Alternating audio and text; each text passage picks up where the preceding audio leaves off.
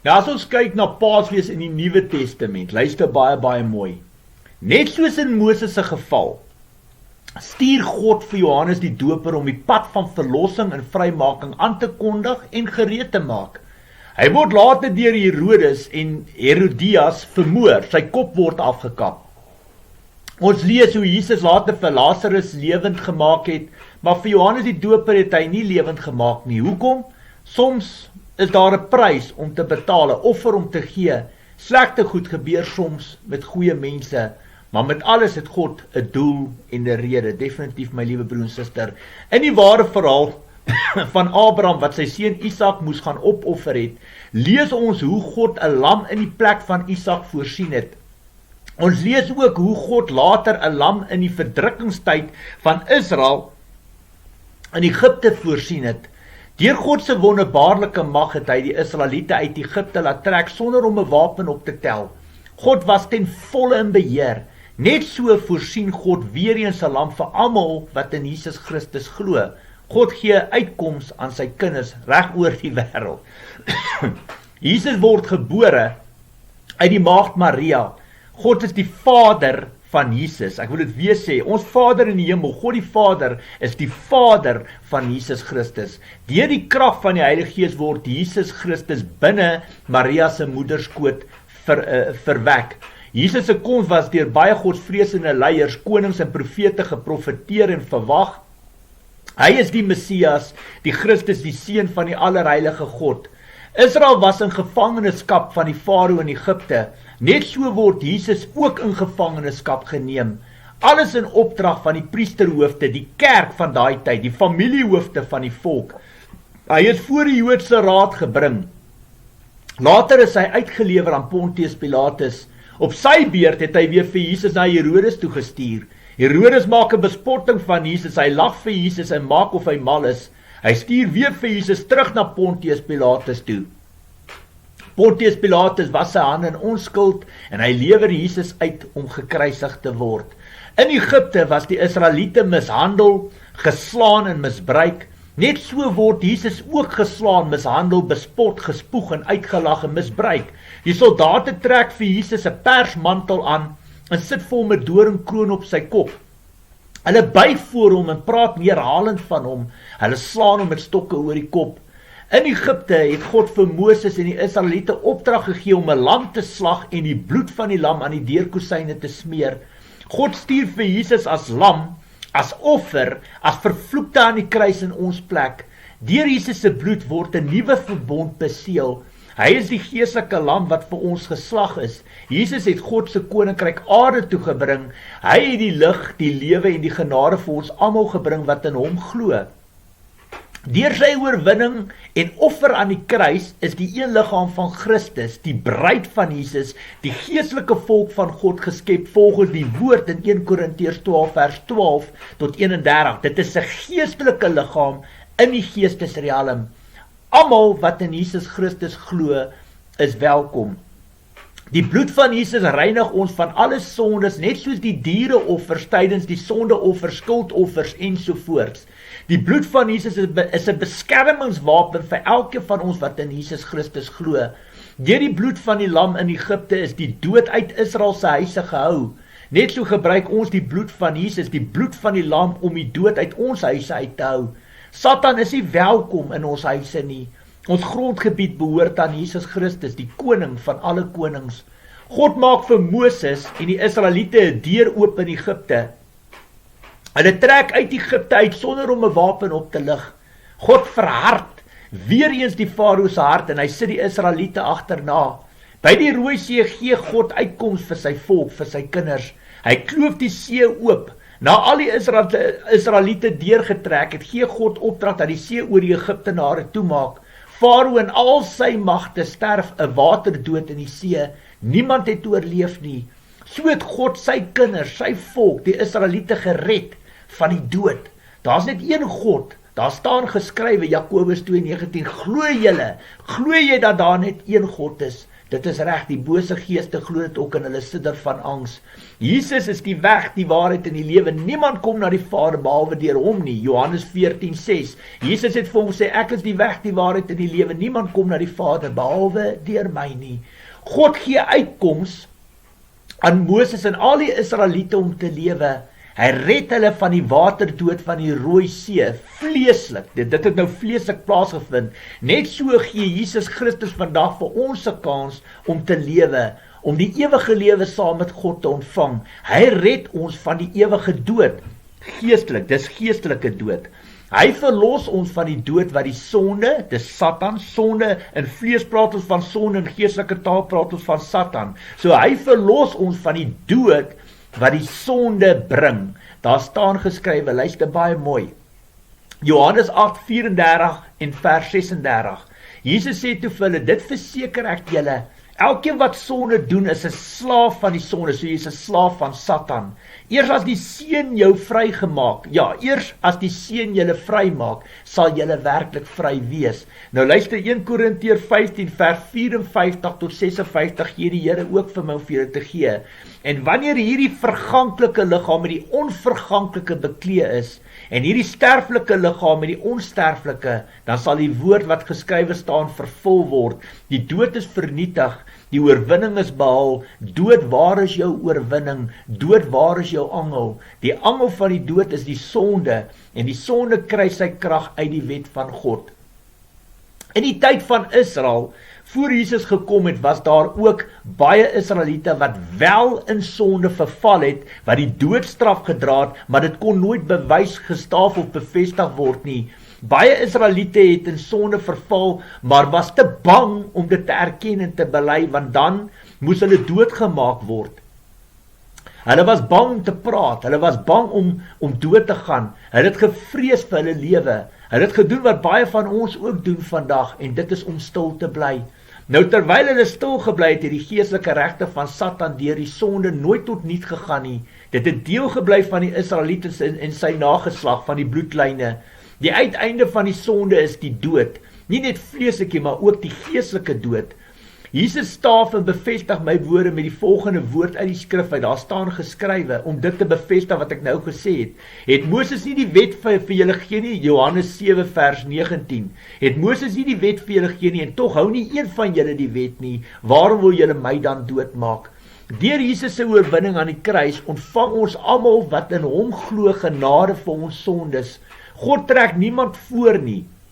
Hy is nie aannemer van 'n persoon nie, hy het ook nie wit broodjies nie. Nou wat vir ons geld, moet mos vir ander mense ook geld wat voor ons gelewe het. Dit is nou mense wat voor Jesus Christus se tyd op aarde gelewe het. Tydens Jesus se 3 dae in die graf is die evangelie ook aan hulle verkondig in die doderyk. Vir hulle is daar ook geleentheid gegee om genade te ontvang. Daar staan geskryf die skrifte wat die Here vir my gee, is 1 Petrus 4 vers 6 uit die 1953 vertaling, ek lees dit vir julle. Maar daarom is ook aan die dode die evangelie verkondig, sodat hulle wel geoordeel kan word na die mens in vlees, maar lewe na God in die gees. By latere gebed in my Bybelstudie is die volgende skrif ook vir my gegee en geopenbaar. 1 Petrus 3 vers 18 tot 22 uit die 1983 vertaling. Ook Christus het eenmaal vir ons sondes gelei, die onskuldige vir die skuldiges, om julle na God toe te bring. Christus, wat as die mens doodgemaak is, maar deur die Gees, dis die Heilige Gees, lewend gemaak is, en so het hy na die geeste in die gevangenis gegaan, en daar sy oorwinning aangekondig. Dit is hulle wat aan God ongehoorsaam gebly het, toe hy groot geduld met hulle aan die dag gelê het, in die tyd toe Noag die ark gebou het. Net 'n klein klompie in die ark, 8 in getal, is deur die water gered. Dit dui op die doop, waardeur julle ook nou gered word. Die doop is nie die afwassing van die vuilheid van die liggaam nie, maar 'n bede tot God om 'n skoon gewete, en dit red julle op grond van die opstanding van Jesus Christus. Hy is nou aan die regterhand van God, nadat hy die engele en die magte en kragte aan hom onderwerp het en die hemel ingegaan het. Nou, Jesus is die hoofpriester van Melchisedek. Daar staan geskrywe, luister baie mooi, daar's redes hoekom ek al hierdie goed vir julle lees. Hebreërs 4 vers 14 tot 16, ekskuus tog, terwyl ons dan nou 'n groot hoëpriester het wat reeds deur die hemele gegaan het, Jesus die Seun van God, laat ons vashou aan die geloof wat ons bely. Die hoëpriester wat ons het, is nie een wat geen medelee met ons swakhede kan hê nie. Hy was immers in elke opsig net soos ons aan versoeking onderwerp, maar hy het nie gesondig nie. Kom ons gaan dan met vrymoedigheid na die genade troon, sodat ons barmhartigheid en genade ontvang en so op die regte tyd gered kan word. Ekskuus tog my liewe broers en susters, ek het maar baie aanvalle terwyl ek hierdie leerstelling maak. Ek kan dit voel geestelik. Hebreërs 5 vers 4 tot 10. Niemand eien hom die eer van hoëpriester toe nie. Hy word deur God daartoe geroep, net soos Aaron. So het Christus hom ook nie die waardigheid van hoëpriester toegeëien nie. God het dit vir hom gegee toe hy gesê het, jy is my seun, van vandag af is ek jou vader, en op 'n ander plek sê hy, jy is die priester vir ewig, volgens die priesterorde van Melchisedek. Gedurende sy aardse lewe het hy aan God, wat hom uit die dood kon red, gebede en smekinge geoffer met harde geroep en met trane, en sy gebede is verhoor vanweë sy eerbiedige onderworpenheid aan God. Hoewel hy die seun was, het hy deur alles wat hy gelei het, geleer wat gehoorsaamheid is. En toe hy volmaaktheid bereik het, het hy vir almal wat aan hom gehoorsaam is, die bron van ewige saligheid geword, en is hy deur God verklaar tot hoëpriester, volgens die priesterorde van Melchisedek. Nog geskryf wat die Here gee, Hebreërs 7 vers 20 en 21, dit het nie sonder die bevestiging met 'n eed plaasgevind nie. Die Lewiete het wel priesters geword sonder die bevestiging met 'n eed, maar Jesus met 'n eed deur God, wat vir hom gesê het, die Here het dit met 'n eed bevestig en hy sal dit nie herroep nie. Jy is priester vir ewig. Nou baie belangrik, hy word ook die bruidegom. Hy is die bruidegom wat sy bruid kom haal. Nou die bruid is die een liggaam van Christus, waarvan 1 Korintiërs 12 vers 12 tot 31 praat. Luister baie mooi, hy word ook die bruidegom genoem. Daar staan geskryf, die skrifte wat die Here vir my gee om dit vir julle te gee, is Johannes 3 vers 29. Die bruidegom is die een aan wie die bruid behoort, maar die vriend van die bruidegom staan en luister of hy kom en is baie bly wanneer hy die stem van die bruidegom hoor. Daarom is ek nou met blyskap vervul. 2 Korintiërs 11 vers 2 gee die Here vir my om vir julle te gee. Ek waak oor julle met 'n ywer wat van God kom, want julle is soos 'n jong meisie wat ek aan een man toegesê het as sy bruid en wat ek vlekkeloos na hom toe wil bring. Die man is Christus. Openbaring 21 vers 2 en vers 9 gee die Here ook vir julle. En ek het die heilige stad, die nuwe Jerusalem van God af uit die hemel uit sien afkom. Die stad was gereed soos 'n bruid wat vir haar man versier is. Toe het een van die 7 engele wat die 7 bakke het, waarin die 7 laaste pla was, gekom en met my gepraat. Kom, het hy gesê, ek sal jou die bruid wys, die vrou van die lam. Nou, as ons kyk na nagmaal, baie belangrik, luister mooi wat die Here vir julle sê, luister baie mooi, dis hoekom ek gesê het, moenie nagmaal gebruik nie, luister wat die Here sê, ondersoek jou hart, dis verskriklik belangrik. My liewe broer, suster, ek weet van mense wat in kerke ingaan, nagmaal gebruik, as stap hulle uit, dan gaan hulle aan met hulle homoseksualiteit, hulle gaan aan met hulle voorliefseks, hulle gaan aan om die Sabbatdag te ontheilig. My liewe broer en suster, jy bring 'n oordeel oor jouself. Lees saam met my, luister saam met my wat ek vir julle gee. 1 Korintiërs 11 vers 27 tot 32. Elkeen wat op 'n ongepaste wyse van die brood eet of uit die beker van die Here drink, sal skuldig wees aan die sonde teen die liggaam en die bloed van die Here.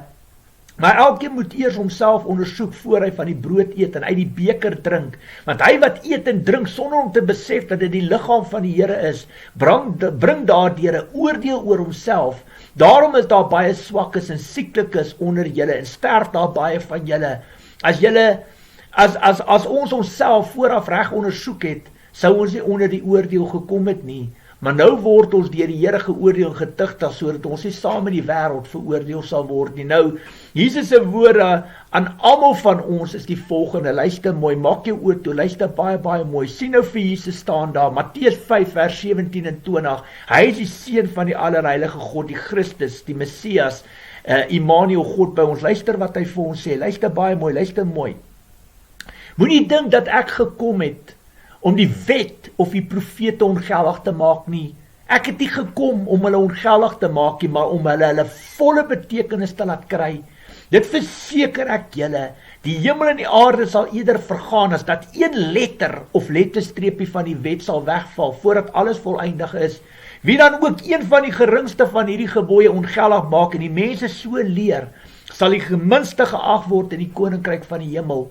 Maar wie die wet gehoorsaam en ander so leer, sal hoog geag word in die koninkryk van die hemel. Ek sê vir julle, as julle getrou het aan die wet nie meer inhou as die van die skrifgeleerdes en die fariseërs nie, sal julle nooit in die koninkryk van die hemel ingaan nie. Dis Jesus homself wat hier praat. Paulus se woorde aan almal van ons is die volgende, luister. Romeine 3 vers 20 en vers 31 gee die Here vir julle. Daarom sal geen mens op grond van wetsonderhouding deur God vrygespreek word nie. Inteendeel deur die wet leer 'n mens wat sonde is. Hoe gaan jy weet wat sonde is? Niemand het vir jou leer nie. So die wet leer vir ons wat sonde is. Hef ons dan deur die geloof die wet op? Beslis nie. Ons laat die wet juis tot sy reg kom. Nog 'n skrif, Romeine 7 vers 1, vers 7 en vers 12 wat die Here vir julle gee. Julle weet broers, en ek praat met mense wat op die hoogte is van die wet van Moses, dat die wet gesag het oor 'n mens solank as hy lewe. Wat is dan ons gevolgtrekking, dat die wet van Moses sonde is? Beslis nie. Inteendeel, ek sou nie geweet het wat sonde is nie, as dit nie deur die wet was nie. En ek sou byvoorbeeld nie geweet het dat dit sonde is om te begeer nie, as die wet nie gesê het, jy mag nie begeer nie. Die wet is dus heilig, en sy voorskrifte is heilig en reg en goed. Baie, baie belangrik. Hebreërs 9 vers 13 tot 15, hoor hierso wat gee Paulus vir ons. Wanneer die bloed van die bokke en die bulle en die as van 'n vers op die onreines gesprinkel word, maak dit hulle uiterlik rein. Hoeveel te meer sal die bloed van Christus ons gewete bevry van die las van dade wat tot die dood lei, sodat ons die lewende God kan dien. Hiervoor het Christus immers homself as volkome offer deur die ewige Gees, dis die Heilige Gees, aan God geoffer. Daarom is hy ook die middelaar van 'n nuwe verbond. Sy dood het plaasgevind om mense te verlos van die oortredinge wat onder die eerste verbond begaan is. Dis hoekom sy dood plaasgevind het, sodat die wat geroep is, die beloofde ewige erfenis kan ontvang, sonder wat tot die dood toe lei. Baie belang, daar sê hy, die las van die dade wat tot die dood lei, sodat ons die lewende God kan dien. Baie belangrik, so dis hoekom hy gekom het, om ons te verlos en vry te maak van die sonde wat ons onder die eerste verbond begaan is, soos voorhuwelikse seks, soos homoseksualiteit, soos Sabbatdag onheiliging. Baie belang, luister mooi hierso, hier's nog 'n skrif wat die Here vir julle gee.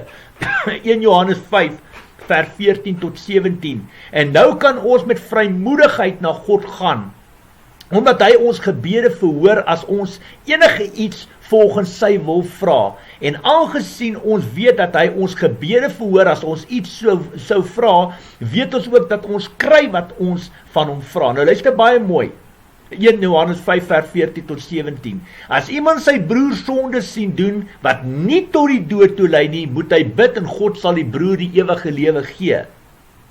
Dit geld die wat sonde doen wat nie tot die dood toe lei nie. Daar is sonde wat tot die dood toe lei, daarvoor sê ek nie dat hy moet bid nie. Alle ongeregtigheid is sonde, maar daar is sonde wat nie tot die dood toe lei nie. So dis waar die verskil inkom. Verstaan jy? Sonde wat tot die dood toe lei, sonde wat nie tot die dood toe lei nie. Dit is 'n groot verskil, en dit is waar, julle gaan nou ook hoor, ons gaan nog verder wat die Here vir ons wys. Hoor wat gee die Here vir julle nog verder aan. 2 Korintiërs 7:1. Geliefdes, hierdie beloftes is ook vir ons. Laat ons dan reinig van alles wat liggaam, vlees en gees verontreinig, en ons in gehoorsaamheid aan God volkome aan hom toewy. Jy sien, vir elke aksie in vlees is daar 'n reaksie op jou siel en gees. En dit waar bevryding inkom. Jesus Christus het self demone uit mense uitgedryf. En dit is waar God sy kinders oprig en bemagtig om ook die sonde bely in vlees, ja, die daad wat jy gedoen, maar jy moet siel en gees verlos en vry word van die geestelike reg wat Satan oor jy, die demoon binne jou. En dit waar bevryding inkom. Jesus het self ook demone uit mense uitgedryf. So bevryding baie, baie belangrik. Nou die wet van Moses was die Israeliete se riglyn en bepaling vir 'n heilige lewe voor God. Vir meer ernstige sonde soos byvoorbeeld moord, verkrachting, Sabbatdag onheiliging, homoseksualiteit, voorhuwelikse seks en afgodsdiens was die doodstraf van krag. Die sonde moes deur 2 of 3 getuies gestaaf en bevestig word, dan was die muur doodgegooi met klippe. Vir minder ernstige sondes wat nie tot die dood gelei het of doodstraf gedra het nie, het die Israeliete van sondeoffers of skuldoffers, wat ek nou vir julle verduidelik het, in hoe hulle dit in die Ou Testament gedoen het, gebruik gemaak. Dit is waar diere as offer vir hulle sondes gebring word. Dit is hoekom daar, ekskuus tog, Levitiese priesters was. Hulle is opgeroep om die tempel bedieningswerk vir God te doen. Wat wel van die wette verval het, is die volgende. My liewe broer en suster, luister baie mooi wat ek nou vir julle gaan sê. God druk dit weer eens sterk op my hart om dit weer eens in hierdie leerstelling na julle toe te bring. Wat wel van die wette verval het, is die volgende. Luister baie mooi. Die tempeldiens wat deur die Levitiese priester verrig het, vandat Jesus gekom het en gesterf het, die eerste punt, die tempeldiens wat deur die Levitiese priester verrig is, ons vat nie meer diere as sondeoffer vir ons sondes na die tempel toe nie, daar word nie meer diere geslag nie, daar word nie meer bloedoffers aan die Here vergiet nie. Jesus is die perfekte offer vir almal van ons, het hy ook geword, Jesus Christus, vir almal van ons. Jesus is die lam wat vir ons geslag is. Punt nommer 1, die tempeldiens het verval, okay. Punt nommer 2, die verbod op kos. Alle kos is in Markus 7 vers 18 en vers 19 deur Jesus Christus rein verklaar. Hoor julle wat ek sê? Dis punt nommer 2, die verbod op kos. Punt nommer 3, die doodstraf. Vir almal is daar genade. Hoor julle wat ek sê? So, verstaan jy, ons gooi jou nie meer dood met klippe nie. Daar's genade vir jou, maar die woord sê ook, gaan uit in sondig nie meer nie. Verstaan jy, dit wat die woord ook sê, so jy kan nie in sondes volhard nie, nêrens gee die Here in elk geval toestemming daarvoor. So punt nommer 3, die doodstraf, ons gooi mense nie meer dood met klippe nie. Punt nommer 4, die middelaars of tussengangers tussen mense en God. Daar's net een middelaar tussen die mens en God, en sy naam is Jesus Christus. Nou nog maar baie mense die fout om agter mense aan te hardloop. Hulle luister na mense en nie na God se Heilige Gees nie. Baie aanbid die skepping en nie die Skepper nie. My liewe broer en suster, dit gaan nie oor jy en dan Koert en dan Jesus en dan God nie. Jy het een middelaar tussen jou en God, sy naam is Jesus Christus. Jy word gevul met die Heilige Gees en jy moet met God 'n verhouding kan hê. Baie belangrik, Jesus is die weg, die waarheid en die lewe. Niemand kom na die Vader behalwe deur hom nie. Dis punt nommer 4. Punt nommer 5, die besnydenis het weggeval. Alraai, die besnydenis vind nou in ons harte plaas. En dan punt nommer 6, die laaste ene, in die Ou Testament was die Jode God se verbondsvolk. Deur Jesus se oorwinning aan die kruis is 'n geleentheid vir almal geskep om deel van God se volk te word. In die Ou Testament het God 'n vleeslike verbondsvolk gehad, en in die Nuwe Testament het Jesus die tafel vir ons almal kom gelyk maak om deel van God se volk te word. Jesus het deur sy koms en deur sy oorwinning aan die kruis 'n geestelike volk, 1 Korintiërs 12 vers 12 tot 31 geskep, waarvan enige persoon wat in hom glo ook deel kan word. Maak nie saak of jy 'n man, vrou of 'n kind is nie, maak nie saak of jy witbruin of swart is nie, maak nie saak wat taal jy praat nie, maak nie saak waar jy op hierdie wêreld, op hierdie rots bly nie, by God, by Jesus is almal welkom. Daar's 2 skrifte wat die Here vir my gee om dit sommer so, net so uit die hand uit gou vir julle te staaf te bevestig, dit wat die Here op my hart kom lê het, is Matteus 12, vers 46 en 50, terwyl Jesus nog besig was om met die mense te praat, het sy moeder en sy broers buite gestaan en hulle wou met hom praat. Iemand sê toe vir hom, u moeder en u broer staan daar buite en wil met u praat. Maar hy sê vir die man wat dit vir hom gesê het, wie is my moeder, wie is my broers? Toe wys hy met sy hand na sy disippels en sê, daar is my moeder en my broers. Elkeen wat die wil doen van my Vader wat in die hemel is, die is my broer en my suster en my moeder. Baie belangrik, dan gee die Here nog 'n kragtige skrif. Efesiërs 3 vers 5 en 6. Nog nooit tevore in die geskiedenis is die geheimenis aan die mensdom bekend gemaak soos God dit nou deur die Gees aan sy heilige apostels en profete geopenbaar het nie. En dit is die geheimenis, deur die verkondiging van die evangelie en in hulle verbondenheid met Christus Jesus, word ook mense wat nie Jode is nie, saam met ons deel van die volk van God en lede van die liggaam van Christus, die een liggaam van Christus, en kry hulle ook saam met ons deel aan wat God beloof het. 'n baie kragtige diep skrif.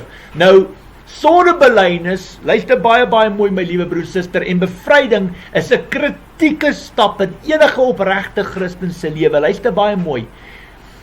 Dit werk presies op dieselfde manier of vereistes van die reinigingsproses of tydperk voor die Pasga in die Ou Testament. Vir sondes wat tot die dood toe gelei het, is daar nou genade deur die geloof in Jesus Christus. In die Ou Testament het hulle jou doodgegooi met klippe. Dit is die opdrag wat God vir Moses gegee het om die sondige natuur binne die mense van Israel te verwyder, deur om hulle dood te gooi met klippe. Daar was nie genade nie. Nou, so het God van Satan tussen sy mense, die Israeliete in die Ou Testament, ontslaag geraak, is deur om hulle dood te gooi met klippe, hulle uit te kry uit die volk uit. Nou, in die Nuwe Testament is daar genade. Enige sonde vergeefbaar behalwe as jy die Heilige Gees laster. Dit is waar bevryding vandaan kom. Jou liggaam bestaan uit 'n siel, gees en 'n vlees uit. Jesus het self demone uit mense uitgedryf. Dit is alles skriftuurlik, my liewe broer en suster. Dit is ook hoekom onderskeiding van gees een van die 9 gawes van die Gees is. Hoor vandag die woord van die Here. Luister baie mooi wat die Here vir ons gee. Een keer op 'n Sabbatdag. Dis 'n skrif wat die Here vir ons gee om te staaf en bevestig dat hy ook demone uit mense uitgedryf het. Hoor hierso. Een keer in Lukas 13 vers 10 tot 17. Een keer op 'n Sabbatdag was Jesus in een van die sinagoges besig om die mense te leer. Daar was ook 'n vrou wat al 18 jaar lank gelei het onder 'n bose gees wat haar heeltemal verswak het. Sy was krom getrek en kon glad nie meer regop kom nie. Toe Jesus haar sien, roep hy haar nader en sê vir haar: "Mevrou, jy is van jou gebrek verlos." Toe het hy haar die hande opgelê en sy het onmiddellik regop gestaan en God begin prys. Die hoof van die sinagoge was verontwaardig omdat Jesus op die Sabbatdag iemand gesond gemaak het. Hy sê toe vir die mense: "Daar is 6 dae in die week waarop 'n mens moet werk. Julle moet op een van daardie dae kom om julle te laat gesond maak, nie op 'n Sabbatdag nie." Toe sê die Here vir hom: "Julle huigelaars, maak elkeen van julle nie op die Sabbatdag sy bees of sy donkie van die krib los en lei hom weg om hom te laat suip nie." En hier is 'n vrou, 'n kind van Abraham, wat werklik al 18 jaar lank deur die Satan gebind is. Mag sy dan nie op die Sabbatdag van hierdie band losgemaak word nie? Deur dit te sê, het Jesus al sy teenstanders laat skaam kry, maar die hele skaar was bly oor al die wonderbaarlike dinge wat hy gedoen het. Jy sien, Jesus het onbeperkte gawes van die Heilige Gees af ontvang, en hy was die seun van God. Hy het die mag gehad om sondes te vergewe en demone uit te dryf. So hy het onbeperkte gawes van die Gees gehad. Vir ons, wat die bruid van Jesus, gee God afsonderlik verskillende gawes, en dis hoekom party het wysheid, party het geloof, party praat in tale, party dryf demone uit, party lê hande op siekes. Verstaan jy, dis alles deel van die geestelike gawes. 1 Korintiërs 12 vers 1 tot 11. Nou jou liggaam is die tempel van God, baie belangrik. Daar staan geskrywe, luister, is vir die Here so belangrik dat ek dit vir jou noem. 1 Korintiërs 3 vers 16 en 17 gee die Here vir julle: "Weet julle nie dat julle die tempel van God is en dat die Gees van God in julle woon nie?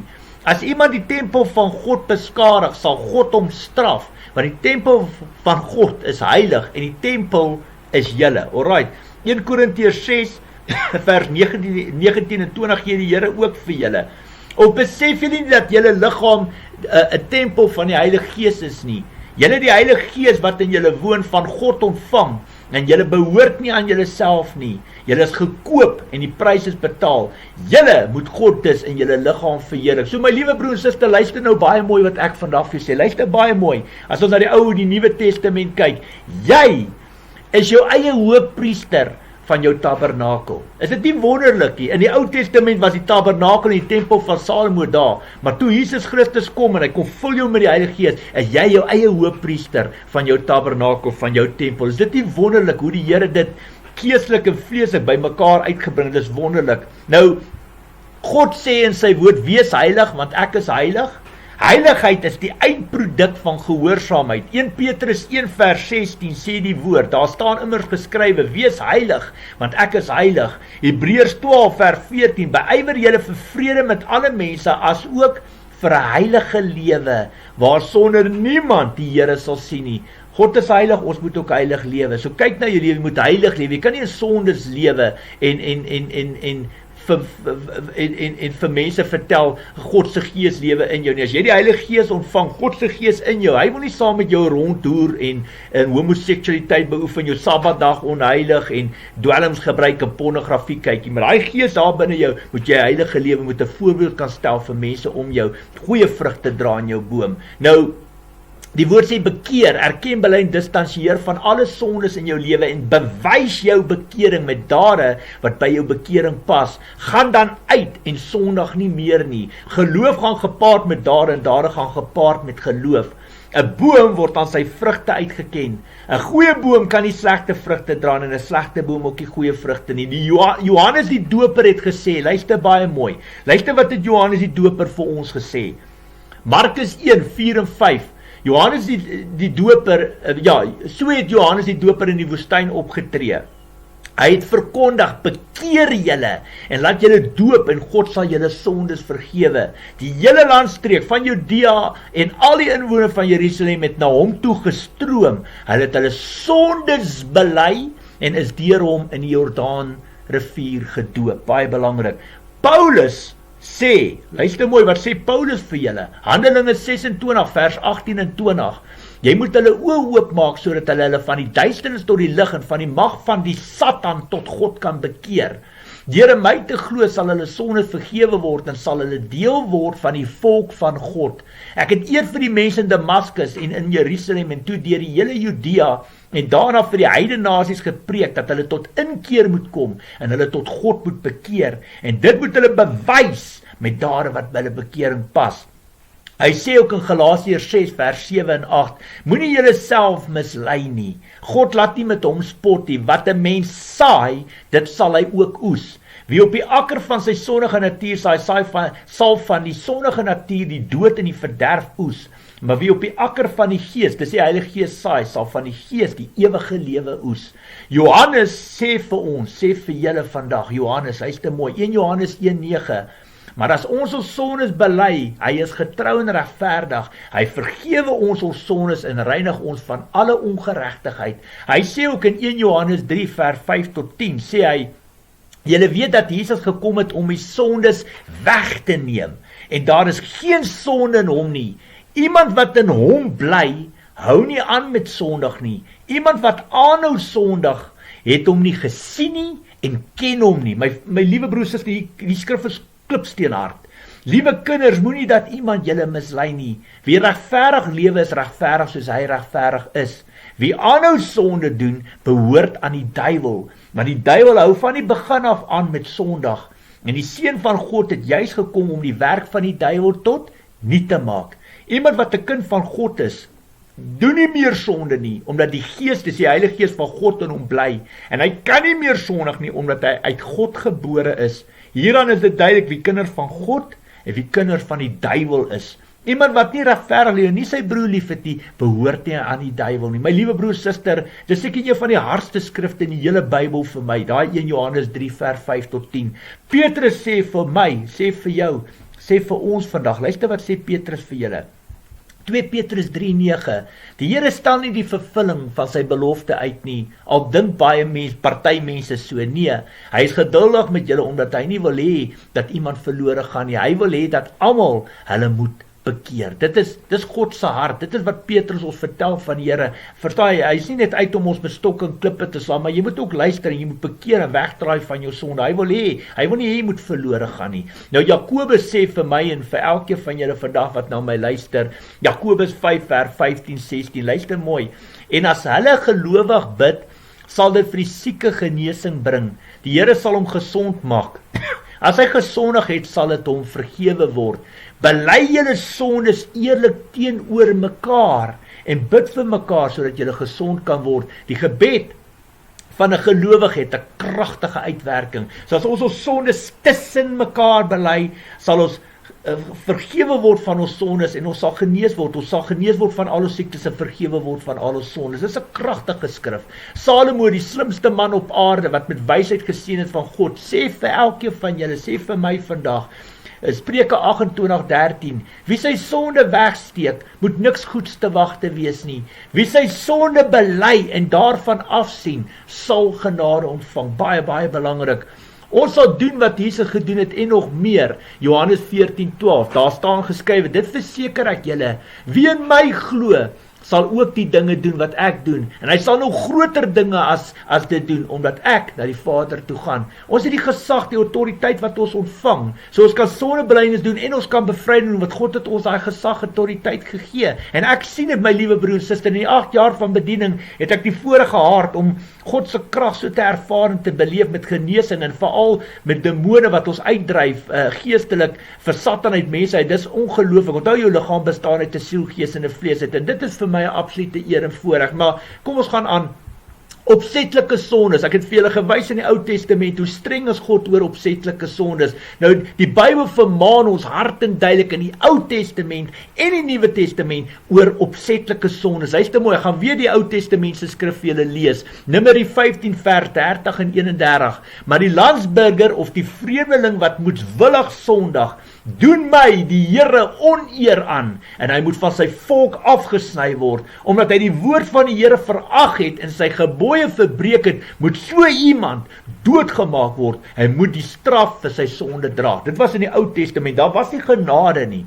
Maar hoor jy, so hier waarsku God ons ook in die Nuwe Testament, Hebreërs 10 vers 26 tot 31 in die Nuwe Testament. Wanneer ons opsetlik bly sondig nadat ons die kennis van waarheid ontvang het, is daar geen offer meer wat ons sondes kan wegneem nie. Daar bly alleen 'n verskriklike verwagting oor van oordeel en 'n gloeiende vuur wat die teestander van God sal verteer. As iemand die wet van Moses oortree en 2 of 3 getuies bevestig dit, word hy nie begenadig nie, hy word doodgemaak. Hoeveel swaarder straf dink julle sal hy kry wat die seun van God verag het, die bloed van die verbond waardeur hy geheilig is, geminag het, en die gees, dis die Heilige Gees van genade beledig het. Ons weet tog wie hy is wat gesê het, dit is my reg om te straf, ek sal vergeld, en verder, die Here sal oor sy volk oordeel. Dit is verskriklik om in die hande van die lewende God te val. My liewe broer en suster, dis klipharde skrifte hier. Jy kan ook Hebreërs 6 vers 4 tot 6 lees, en ook 2 Petrus 2 vers 20 tot 22. Dit word hard en duidelik op ons harte afgedruk. God gee nog altyd 'n uitkoms vir sy kinders, nog altyd. As ons kyk na Isak, Abraham wat vir Isak, hoe die Here 'n lam voorsien het toe, met Isak, toe Abraham hom wou geoffer het, selfs met sy volk Israel in Egipte het God 'n lam voorsien, en weer eens nou vir elkeen van ons, elke Christen, elke kind van God wat in Jesus Christus glo, het die Here ook 'n lam gestuur, omdat hy vir ons lief het. Nou, net soos die Farao en al die Egiptenaar verslaan is by die Rooi See, vleeslik, wat ons gesien het daar, die Farao en die Egiptenaar, sy magte wat verslaan is by die Rooi See, net so sal Satan en al sy bose magte ook verslaan en in die poel van vuur gegooi word, geestelik. Alright, baie belangrik, geestelik. Daar staan geskrywe, luister, sien hoe werk vleeslik, geestelik, hoe werk die Ou en die Nuwe Testament saam, dit is kragtig, is baie kragtig. Daar staan geskryf die skrifte wat die Here vir my gee, Openbaring 20 vers 10, vers 14 en vers 15. Die duiwel wat hulle verlei het, is in die poel van vuur en swaal gegooi. Daar waar die dier en die vals profeet ook is. Hulle sal dag en nag gepynig word, tot in aller ewigheid. Toe is die dood en die doderyk in die vuurpoel gegooi. Dit is die tweede dood, die vuurpoel. As daar gevind is dat iemand se naam nie in die boek van die lewe geskrywe staan nie, is hy in die vuurpoel gegooi, Kragtige skrif, hard en duidelike skrif. Dan kyk ons, ek wil vandag vir julle sê, wat die Here baie sterk op, staan op vir Jesus, Stand Up for Jesus, 'n bevrydingskursus is elke dag op Facebook beskikbaar, ekskuus tog, dit is ook op WhatsApp en Telegram beskikbaar. Ondersoek jou hart, my liewe broer en suster, kry jouself terug op God se vlak, gaan terug tekenbord toe, die bloed van die lam, die krag van die Heilige Gees is elke dag daar vir jou vir die vergewing van sondes. Kom in suiwerheid en heiligheid voor God. Gebruik die nagmaal as jy klaar is, as jy reg is, as die Here vir jou wys jy is gereed. Jou lewe sal nooit ooit weer dieselfde wees nie. Hoe nader jy kom aan Jesus Christus, hoe meer sal die Satan jou aanval. Maar God sal jou nooit los, jou nooit verlaat nie. Jy is syne. Deur vuur, deur water, selfs in 'n dal van doodskaduwee sal hy jou nooit teleurstel nie. Vir ons om te lewe is Christus, om te sterf is vir ons 'n wins. Ons is in elk geval net vreemdelinge op aarde. Niks op hierdie rots met ewigheidswaarde nie. Net jou geloof in Jesus Christus kan jou plek in God se koninkryk verseker. Alles wat jy voor jou sien is net tydelik, dit is nie vir ewig nie. Ek nooi elkeen van julle uit om op julle eie tyd om na 2 ander leerstellings van my ook te gaan kyk of te gaan luister, wat die Here ook natuurlik op my hart gelê het om vir julle te gee, wat julle op julle eie tyd, op julle eie manier kan gaan deurwerk. En dit is natuurlik Jesus se 3 dae in die graf, en dan die ander leerstelling, die geestelike krag van God se wet. Dit is vir die Here belangrik dat julle, daar's baie wysheid, baie kennis wat ook daar met almal van julle gedeel word. Dankie.